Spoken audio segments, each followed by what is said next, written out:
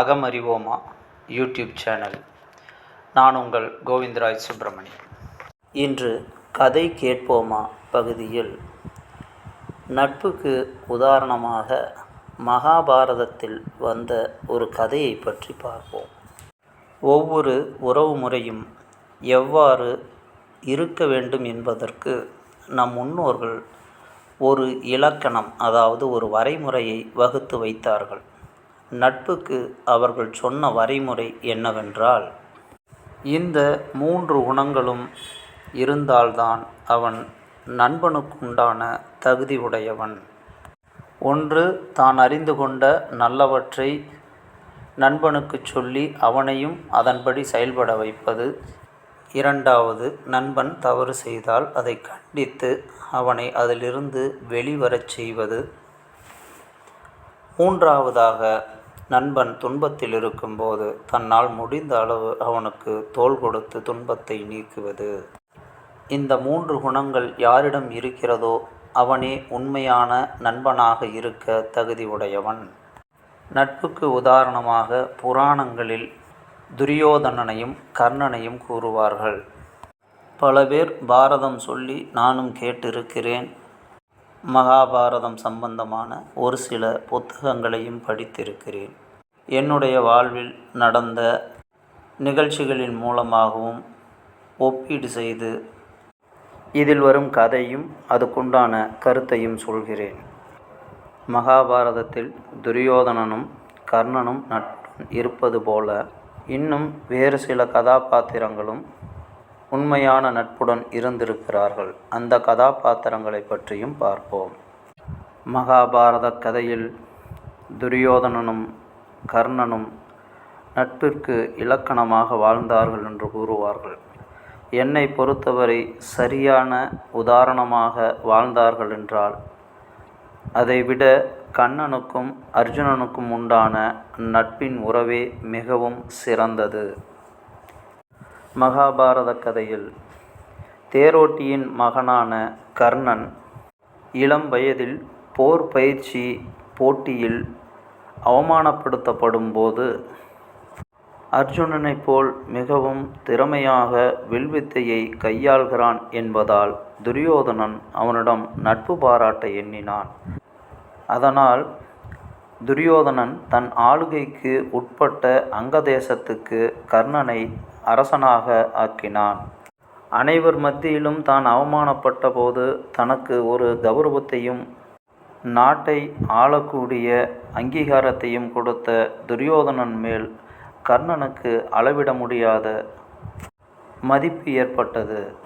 அதனால் துரியோதனன் மகிழ்ச்சியுடன் இருப்பதற்கு அவனுக்காக எதையும் செய்வதாக உறுதி பூண்டான்.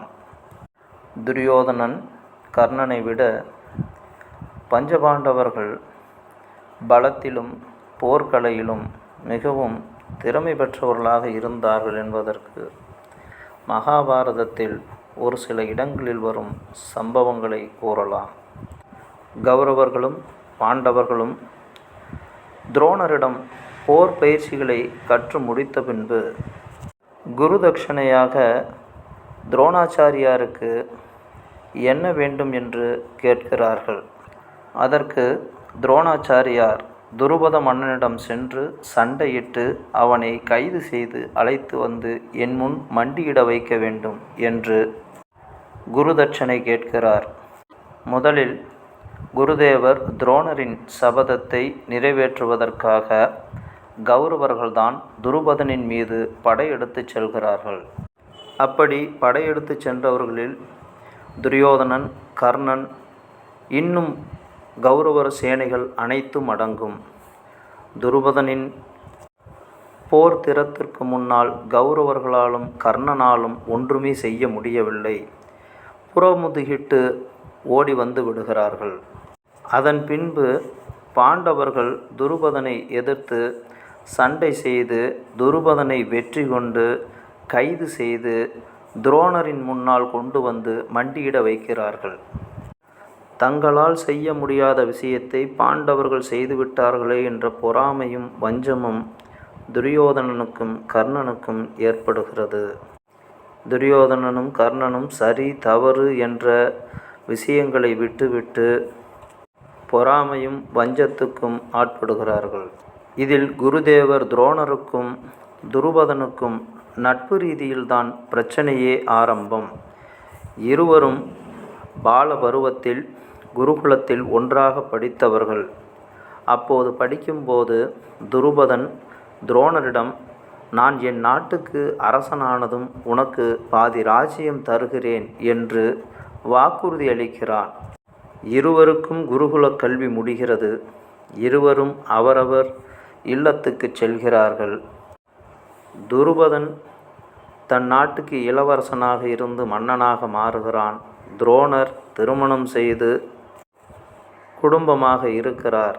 துரோணர் வறுமையில் மிகவும் வாடும்போது பெற்ற குழந்தைக்கு கூட பால் கொடுக்கக்கூடிய நிலையில் இல்லாத வறுமை இருக்கும்போது துரோணரின் மனைவி துரோணரிடம், உங்களுடைய நண்பர் துருபதனிடம் சென்று ஏதாவது உதவி கேட்டு பெறலாம் இல்லையா என்று சொன்னதும் துரோணரும் தன்னுடைய பால்யகால நட்பை நினைத்து சரி உதவி கேட்டு பெறலாம் என்று துருபதனை காணச் செல்கிறார். துருபதனை சந்திக்க வந்த துரோணரை துருபதன் பார்க்கும்போது மிகவும் ஏழ்மை நிலையும் கிழிந்த ஆடைகளும் உடுத்தியிருப்பதை பார்த்து கேவலமாக நினைத்து அவமரியாதையாக பேசுகிறார்.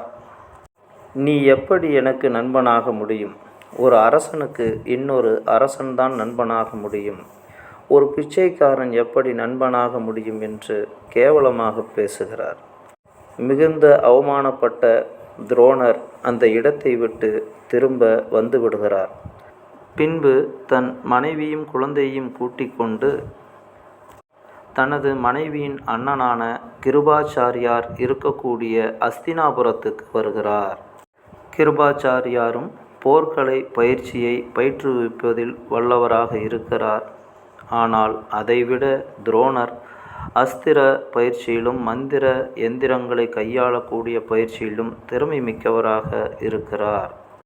கிருபாச்சாரியார் அஸ்தினாபுரத்தில் கௌரவர்களுக்கும் பாண்டவர்களுக்கும் ஆரம்ப நிலை கல்வியை போதிக்கக்கூடிய ஆசானாக இருக்கிறார். பின்பு பீஷ்மரால் துரோணர் கௌரவர்களுக்கும் பாண்டவர்களுக்கும் போர் வித்தை நுணுக்கங்களை பயிற்றுவிப்பதில் குருவாக அமர்த்தப்படுகிறார். பாண்டவர்களுக்கும் கௌரவர்களுக்கும் குருகுல பயிற்சி முடிந்ததும் அவர்கள் குருதட்சணை என்ன வேண்டும் என்று கேட்கும்போது துருபதனை கைது செய்து வர வேண்டும் என்று துரோணர் குருதட்சணையாக கேட்கிறார். பாண்டவர்கள் துருபதனை கைது செய்து வந்து துரோணரிடம் மண்டியிட வைத்து துருபதனின் ராஜ்யத்தை துரோணருக்கு சமர்ப்பித்தனர். துருபதன் தன்னை அவமானப்படுத்தியதற்கு துரோணரும் துருபதனின் பாதி நாட்டை துருபதனுக்கு கொடுத்து, இப்போது உனக்கும் நாடு இருக்கிறது, எனக்கும் நாடு இருக்கிறது, இப்போது நாம் நட்புடன் இருக்கலாம் அல்லவா என்று துருபதனுக்கு பாதி நாட்டை கொடுத்து தன்னுடைய அவமானத்திற்கு பழி தீர்த்து கொள்கிறார். இதில் அவமானப்பட்ட துருபதன் துரோணரை கொல்வதற்காக ஒரு மகன் தனக்கு வேண்டுமென்றும் அர்ஜுனனுடைய போர் திறமையை கண்டு வியந்ததால் அர்ஜுனனுக்காக ஒரு பிள்ளையை பெற்று அவனை தனது மருமகனாக்கி கொள்ள வேண்டும் என்கிற வெறியும் அவனுக்கு உண்டாகி அதனால் பல வேள்விகளும் யாகங்களும் செய்து தவம் செய்து 2 பிள்ளைகளை பெறுகிறான். அதில் ஒருவன் திருஷ்டித்யும்னன், 2வது பெண் குழந்தை திரௌபதி. கதைக்கு வருவோம். பாண்டவர்கள் மிகவும் பலசாலிகள், நாம் அவர்களை போர் செய்து வெல்ல முடியாது என்று சகுனி கூறுகிறான். ஆனால் கர்ணன் இல்லை, அவர்களை போர் செய்து வெல்லலாம் என்கிறான். துரியோதனனும் சகுனியும் சேர்ந்து சூதாட்டத்தின் மூலம் தர்மனை எளிதில் வீழ்த்தி பாண்டவர்களுடைய நாடுகளை நாம் ஜெயித்து விடலாம். துரியோதனன் சார்பாக சகுனியாகிய நான் சூதை ஆடுகிறேன் என்று முடிவுக்கு வருகிறார்கள். பாண்டவர்களுக்கு சூதாடுவதற்கு அழைப்பு விடுக்கப்படுகிறது. பாண்டவர்களும் வருகிறார்கள். சூதாட்ட மண்டபத்தில் துரியோதனனுக்கு பதிலாக சகுனி விளையாடுகிறார்.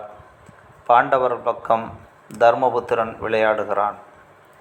சூதாட்டத்தில் தேர்ச்சியுடைய சகுனி பாண்டவர்களின் ஒவ்வொரு சொத்துக்களையும் பறிமுதல் செய்து நாட்டையும் பறிமுதல் செய்து விடுகிறான். பின்பு 4 தம்பிகளையும் சூதில் வென்று விடுகிறான். கடைசியாக தர்மபுத்திரனையும் வென்று விடுகிறான். அதன் பின்பு இழப்பதற்கு ஒன்றுமில்லை என்றபோது, உனது மனைவி திரௌபதி இருக்கிறாள், அவளை வைத்து ஆடு என்று கூறுகிறார்கள். கடைசியில் திரௌபதியையும் சூதாட்டத்தில் இழக்கிறார்கள். திரௌபதியை அழைத்து வந்து கௌரவர்களுக்கு பணிவிடை செய்ய வைக்க வேண்டுமென்று துரியோதனன் உடனே கட்டளையிடுகிறான். துரியோதனன் திரௌபதியை அழைத்து வர சேனாதிபதி மந்திரிகளை அனுப்பிய போது திரௌபதி வராததால் தனது தம்பியான துச்சாதனனை அனுப்பி திரௌபதியை தலைமுடியை பிடித்து இழுத்து வரச் செய்கிறான். நடு சபையில் ஒரு பெண்ணை இவ்வளவு அவமானப்படுத்தி இழுத்து வர கூடாது என்று விதுரர் துரியோதனனை கண்டிக்கிறார். அதுபோல கௌரவர்களின் 100 பேர்களில் துரியோதனின் தம்பியான ஒருவனும் துரியோதனனை எதிர்த்து நீ செய்வது சரியில்லை என்று வாதிடுகிறான். துரியோதனன் செய்வது சரிதான், இப்படிதான் நடந்து கொள்ள வேண்டும் என்று கர்ணன் ஆதரவு தெரிவிக்கிறான். வீட்டுக்கு விளக்கான பெண் ஓராடை உடுத்தியிருக்கும் பெண்ணை ஆடையை உருவி அவமானப்படுத்த வேண்டுமென்று துச்சாதனனை துரியோதனன் திரௌபதியின் ஆடையை உருவச் செய்கிறான். இவை அனைத்திற்குமே கர்ணன் மகிழ்ச்சியுடனும் துரியோதனன் செய்வது சரி என்றும் ஆதரவு தந்து கொண்டுதான் இருக்கிறான்.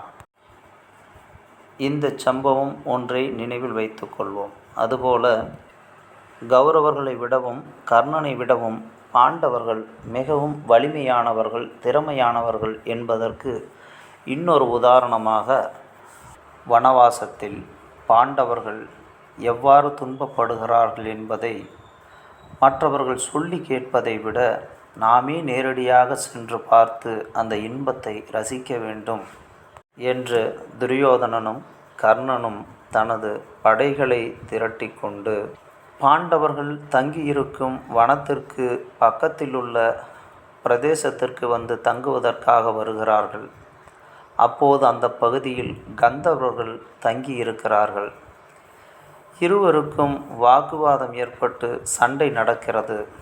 கந்தர்வர்கள் மாயாவித்தையில் சிறந்தவர்களாக இருப்பதால் துரியோதனனையும் கர்ணனின் படைகளையும் அடித்து துவம்சம் செய்கிறார்கள். போரில் தோற்று கர்ணன் பின்வாங்கி ஓடுகிறான். துரியோதனன் கந்தர்வர்களிடம் சிக்கிக்கொள்கிறான்.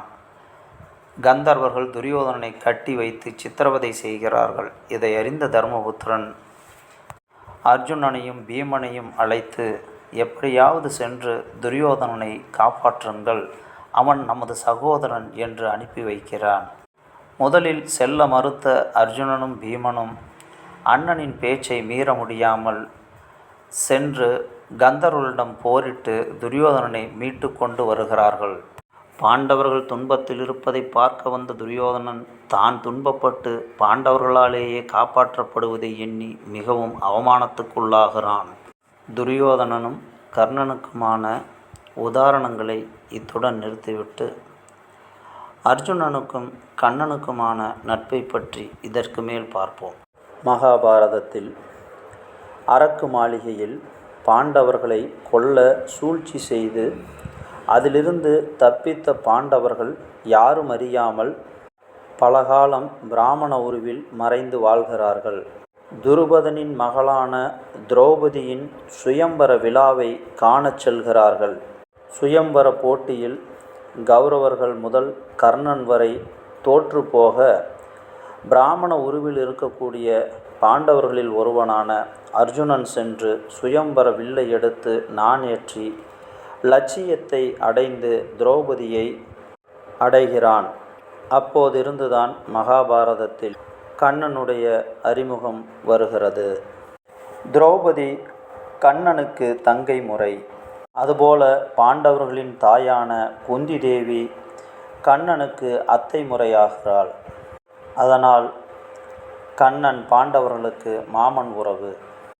பாண்டவர்கள் சூதாட்டத்தில் தோற்று வனம் செல்லும்போது கண்ணன் பாண்டவர்களை சந்தித்து திரௌபதியும் தன்னுடன் அழைத்து செல்வதாக கூறுகிறான். திரௌபதி மறுத்துவிட்டு தான் பாண்டவர்களுடனே இருக்க வேண்டும், தனது பிள்ளைகளை வேண்டுமானால் அழைத்து செல்லுங்கள் கண்ணனிடம் சொல்லிவிடுகிறாள். கண்ணனும் தனது தங்கை குழந்தைகளை அழைத்து கொண்டு துவாரகைக்கு சென்று விடுகிறார்.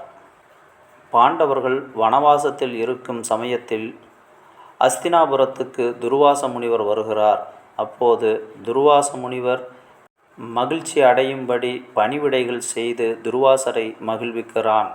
மிகுந்த கோபக்காரரான துர்வாசர் துரியோதனனுடைய பணிவிடையால் மகிழ்ந்து, உனக்கு என்ன வரம் வேண்டும் என்று கேட்டபோது, உருப்படியான விஷயத்தை ஏதாவது கேட்டு பெறாமல் தனது பகைவர்களான பாண்டவர்கள் துர்வாசரின் கோபத்துக்கு ஆளாகி சாபம் பெற வேண்டும், மேலும் அவர்கள் துன்பப்பட வேண்டும் என்று எண்ணி, எனது சித்தப்பாவின் பிள்ளைகளான பாண்டவர்கள் வனத்தில் இருக்கிறார்கள், இங்கு வந்து நீங்கள் எங்களை சிறப்பித்தது போலவே அங்கு சென்று அவர்களின் விருந்து உபசாரணைகளை ஏற்று அவர்களையும் வாழ்த்த வேண்டும் என்று அனுப்பி வைக்கிறான். பாஞ்சாலி வனத்தில் தன்னிடம் உள்ள அட்சய பாத்திரத்தில் அனைவருக்கும் உணவளித்துவிட்டு கடைசியாக தான் உணவை உண்டு அந்த பாத்திரத்தை கழுவி வைத்துவிட்டால் மீண்டும் அந்த பாத்திரத்தில் உணவு வராது. அடுத்த நாள் சூரிய உதயத்திற்கு பின்தான் அந்த பாத்திரத்தில் உணவு வரும். இதை அறிந்து மதியான வேளையாக துர்வாசரை வனத்திற்கு அனுப்பி வைக்கிறான் துரியோதனன். துர்வாசரும் பாண்டவர்களை சந்தித்து, நான் குளித்துவிட்டு வருகிறேன், அதற்கு எனது சீடர்களுக்கும் எனக்கும் உணவு தயார் செய்து வை என்று கூறிவிட்டு குளிக்கச் சென்று விடுகிறார். இனிமேல் துர்வாசருக்கும் அவருடைய எண்ணற்ற சீடர்களுக்கும் உணவு சமைக்க முடியாதே என்று திரௌபதி வருந்திய நிலையில் கண்ணன் திடீரென அங்கு வந்து அந்த அட்சய பாத்திரத்தை எடுத்து அதில் ஓரத்தில் ஒரு சிறு பருக்கை உணவும் கீரையும் இருப்பதை எடுத்து உண்டுவிட்டு பசி அறியதாக தன் வயிற்றை நீவ, உலகத்திலுள்ள அனைத்து ஜீவராசிகளும் பசியடங்கியது போல் துர்வாசருக்கும் அவரது சீடர்களுக்கும் வயிறு நிறைய உண்டது போல பசி அடங்கி விடுகிறது. வனவாசமெல்லாம் முடிந்து தங்களுக்குண்டான நாட்டை கேட்கும்போது துரியோதனன் தர மறுக்கிறான். முக்கியமான பெரியவர்களையும் அமைச்சர்களையும் அனுப்பி தனக்குண்டான பங்கை பாண்டவர்கள் கேட்டும் அதை தர மறுத்து விடுகிறான். கடைசியாக கண்ணனே தூதுவனாக செல்லவும் ஒப்புக்கொள்கிறான். கண்ணன் சமாதானம் பேச வரும்போது கண்ணனை கொன்றுவிட வேண்டுமென்று துரியோதனன் திட்டமிட்டு அதையும் செயல்படுத்துகிறான். ஆனால் கண்ணன் அந்த சூழ்ச்சியிலிருந்தும் தப்பிவிடுகிறான். கண்ணனை கொல்லும் சூழ்ச்சியில் துரியோதனனுடன் சேர்ந்து கர்ணனும் துணை செய்கிறான். பாண்டவர்களுக்கு பாதி ராஜ்யம் வேண்டாம், 5 ஊர்களையாவது கொடுங்கள், அல்லது 5 கிராமத்தையாவது கொடுங்கள், அல்லது 5 வீதிகளையாவது கொடுங்கள், அல்லது 5 வீடுகளையாவது கொடுங்கள் என்று கேட்கும்போது ஒவ்வொன்றிற்கும் துரியோதனன் தர முடியாது என்று மறுத்து பேச கண்ணனும் அதை ஆமோதித்து துரியோதனனுக்கு ஆதரவாக பேசுகிறான். சபையிலுள்ள பீஷ்மர், விதுரர், திருதராஷ்டிரன் இவர்கள் சொல்லியும் துரியோதனனும் கேட்கவில்லை, கர்ணனும் கேட்கவில்லை. போர் தொடங்கியது. பாண்டவர்களும் கௌரவர்களும் போரில் தங்கள் பக்கம் நின்று போர் செய்வதற்கு மற்ற அரசர்களின் உதவியை நாடுகிறார்கள்.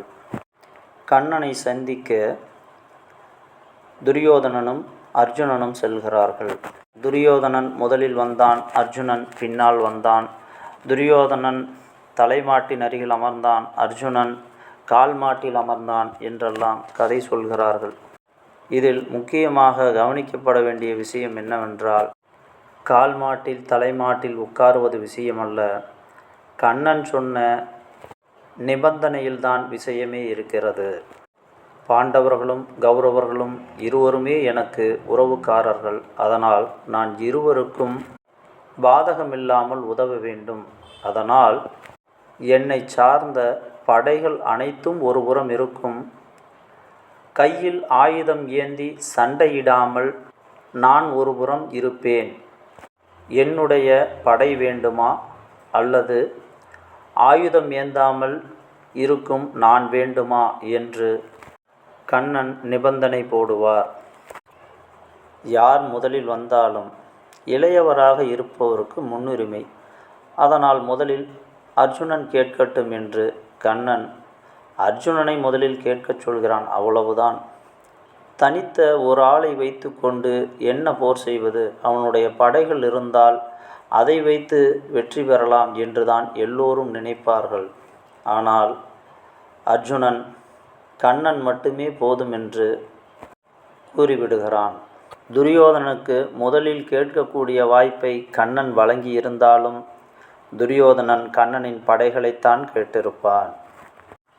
போர்க்களத்தின் ஆரம்பத்தில் போர் செய்ய அனைவரும் தயாராக நிற்கும்போது அர்ஜுனன் தான் போர் செய்ய மாட்டேன் என்று சித்தாந்தம், வேதாந்தம், தத்துவமெல்லாம் பேசுகிறான். குழப்பத்தில் இருக்கும் அர்ஜுனனை பார்த்து கண்ணன் போர் செய்வது உனது கடமை என்று அதை புரிய வைத்து அர்ஜுனனை வழிநடத்துகிறான். இதெல்லாம் சரி, இதுக்கும் நட்புக்கும் என்ன சம்பந்தம் என்று கேட்கலாம். ஆபத்து வரும் காலகட்டங்களில் துரியோதனனை விட்டு கர்ணன் இருமுறை தப்பி ஓடியிருக்கிறார். அதுபோல துரியோதனன் செய்யும் தவறுக்கெல்லாம் கர்ணனும் துணை சென்று அதை தூண்டிவிட்டிருக்கிறான். திரௌபதியை துகிலுரியும் போதும் சமாதானம் பேச வரும்போது ஒரு பிடி மண் கூட கொடுக்க மாட்டேன் என்று துரியோதனன் சொன்னதற்கு கர்ணன் ஆதரவளித்ததும், பாண்டவர்கள் துர்வாசரின் கோபத்துக்கு ஆளாக வேண்டும் என்று சூழ்ச்சி செய்ததிலும் என்று பல விஷயத்திற்கு துரியோதனன் செய்யும் தீய செயலுக்கு கர்ணன் துணை செய்திருக்கிறான்.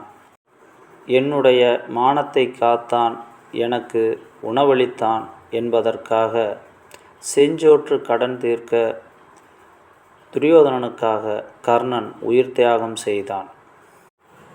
இதே அர்ஜுனனும் கண்ணனும் குண்டான விஷயத்தை எடுத்துக்கொண்டால், பாண்டவர்கள் வனவாசத்தில் இருந்த காலகட்டங்களில் அவர்களது பிள்ளைகளுக்கு துணை செய்ததும், துர்வாச முனிவரின் சாபத்திலிருந்து பாண்டவர்களை விடுவித்ததும், தன்னுடைய உயிருக்கு தீங்கு வரும் என்று இருந்தபோதும் சமாதானம் பேச சென்றதும், அர்ஜுனன் போர் ஆரம்பித்தபின் குழப்பமான மனநிலையிலிருந்து வெளிவருவதற்கு துணை செய்து போரை நடத்தி அர்ஜுனனுக்கு தேரோட்டியாக இருந்து போர்க்காலங்களில் அர்ஜுனனுக்கு வரும் ஆபத்துக்களையெல்லாம் தான் ஏற்றுக்கொண்டு போரில் வெற்றி பெறவும் வைத்தான்.